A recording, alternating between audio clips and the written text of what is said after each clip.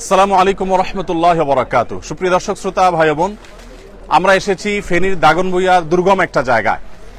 Main road থেকে প্রায় 1.5-2 ঘন্টা আমরা ট্রাক্টরে করে চড়ে খুব ধীরে ধীরে এসেছি এখান থেকে আবার ট্রলারে করে আরেকটা দুর্গম জায়গায় যাওয়ার পরিকল্পনা আমাদের আছে।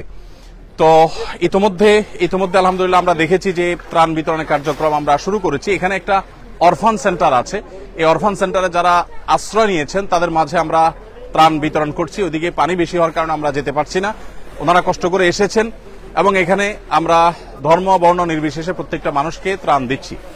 এখানে যে জিনিসগুলো আছে এর মধ্যে চাল আছে, ডাল আছে, তেল আছে, সয়াবিন তেল আছে এবং লবণ এবং চিনি আছে।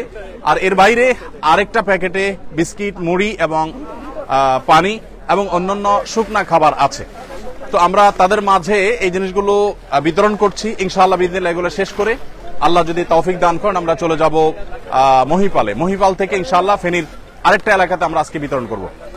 গতকাল এবং আজ আমাদের যে সমস্ত ত্রাণবাহী গাড়ি এসেছে সেই ত্রাণবাহী গাড়িগুলোর মধ্যে থেকে এখানে এসেছে 2টি গাড়ি, ফেনীতে গিয়েছে 2টি গাড়ি, কুমিল্লা গিয়েছে 3টি গাড়ি, আর লক্ষ্মীপুরে গিয়েছে 1টি গাড়ি। এখানে একটা গাড়ি এসেছে দুঃখিত, এখানে একটা গাড়ি, নোয়াখালীতে লক্ষ্মীপুর একটা গাড়ি, ফেনীতে 3টা গাড়ি এবং কুমিল্লাতে 3টা গাড়ি। এই গাড়িগুলো আমাদের গত রাতে এসেছে, সবগুলো লরি ভর্তি মাল। আর আল্লাহ যদি তৌফিক দান করেন ইনশাআল্লাহ একইভাবে আগামীকালও আমাদের ত্রাণবাহী গাড়িগুলো ঢাকা থেকে ছেড়ে আসবে এবং বিভিন্ন দুর্গম এলাকাতে সেগুলো চলে যাবে। কুমিল্লার আজকে ব্রাহ্মণপাড়াতে আমাদের বিতরণ কার্যক্রম চলছে।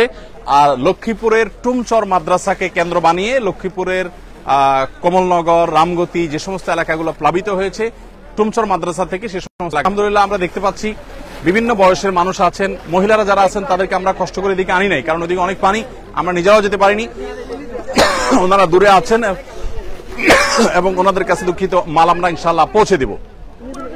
আল্লাহ যদি বাঁচান আমাদেরকে, আমাদের এই যে কার্যক্রম চলছে যেটা 20,000 পরিবারের মধ্যে শুকনা খাবার, এরপর চাল ডাল এগুলো 40,000 ছিল, এখন আমাদের টার্গেট হলো 50,000 পরিবারের কাছে পৌঁছানো।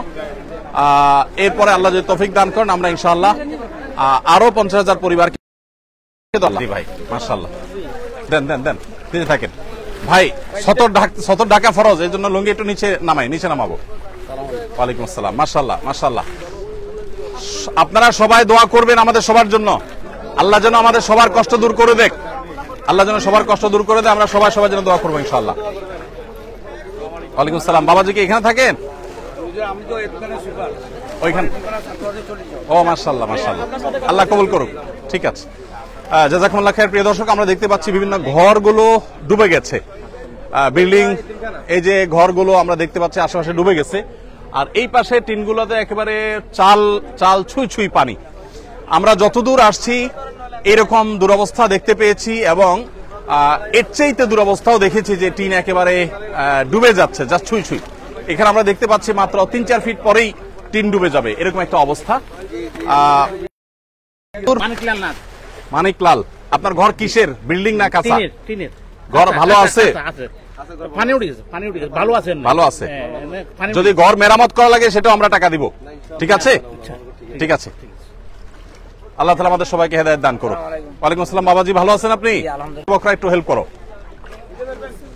ওয়ালাইকুম আসসালাম। দাও বাচ্চাকে দাও। আমরা দেখতে পাচ্ছি যে মানুষ এখানে, মহিলারা তারা এই বুক পানি ভেঙে তারা যেতে হচ্ছে বাজারে, শহরে। এর বাইরে আসলে তাদের আসলে যাওয়ার তেমন কোনো জায়গা নেই। এদিক থেকে আমরা দেখতে পাচ্ছি যতদূর চোখ যায় শুধু অথই পানি আর পানি, আমরা যত গভীরে যাব শুধু পানি আর পানি। তো যাই হোক, আমরা দোয়া করবো আল্লাহ রাব্বুল আলামিন মানুষের কষ্ট লাঘব করে দেন, কষ্ট দূর করে দেন এবং বিশেষ করে প্রত্যেকে যার জায়গা থেকে আমরা মানুষের পাশে দাঁড়াবো। আলহামদুলিল্লাহ উদ্ধার তৎপরতা অলমোস্ট শেষের দিকে। বাংলাদেশ সেনাবাহিনী এবং অন্যান্য বাহিনীর সদস্যবৃন্দ, দায়িত্বশীল ব্যক্তিবর্গ তারা উদ্ধার কর্মকাণ্ড খুব জোরে সোরে চালিয়েছেন এবং দারুণভাবে সেটি আলহামদুলিল্লাহ সুসম্পন্ন হয়েছে। এখন আমরা প্রয়োজন হলো শুধুমাত্র মানুষের খাবারের চাহিদাটা মেটানো।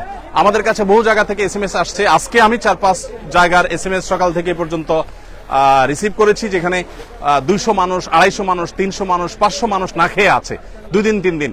মাদ্রাসা 200-250 বাচ্চা না খেয়ে আছে 2 দিন 3 দিন। সেখানে আলহামদুলিল্লাহ আমরা ত্রাণ পৌঁছানোর উদ্যোগ নিয়েছি এবং এই পর্যায়ে এসে ট্রলারে করে, বিভিন্ন রকমের বোটে করে, ছোট ছোট এরকম বড় চাকার গাড়িতে করে আমরা দূর দূরান্তে ত্রাণগুলো পৌঁছে দিতে পারছি আলহামদুলিল্লাহ। এটা একটা আনন্দের বিষয় যে মানুষের উদ্ধার তৎপরতা অনেকটা শেষ হয়েছে, এখন খাবারগুলো পৌঁছানোর কাজ ঠিক যথাসময় আসুন্না ফাউন্ডেশনের ত্রাণ এসে পৌঁছেছে এবং সেগুলো এখানে কাজ করছে। এখানে আলহামদুলিল্লাহ আমাদের স্থানীয় দাগনভূঞার তরুণ ভাইরা স্বেচ্ছাসেবক, তারা আলহামদুলিল্লাহ হেল্প করছেন এবং আমাদের কাজে তারা অক্লান্ত পরিশ্রম করছেন, প্রত্যেকে যার যার জায়গায় কাজ করছেন। তো আল্লাহ তাআলা আমাদের সবাইকে কল্যাণমূলক কাজে এক অন্যের সহযোগী হওয়ার তৌফিক দান করুন, সবার কষ্ট লাঘব করে দিন। আমরা সবার জন্য দোয়া করব, প্রত্যেকের জায়গা থেকে কাজ করব। আল্লাহ তাআলা আমাদের সবাইকে তৌফিক দান করুক। আমরা শেষ করছি ইনশাআল্লাহ বিদিনিল্লাহ। ফেনীতে অন্য কোনো স্পটে যদি নেটওয়ার্ক থাকে আবার দেখা হবে, কথা হবে। আর প্রত্যেকে যার যার জায়গা থেকে অভাবী এবং দুস্থ মানুষের পাশে আমরা দাঁড়ানোর চেষ্টা করব ইনশাআল্লাহ বিদিনিল্লাহ। ওনার নাম কি?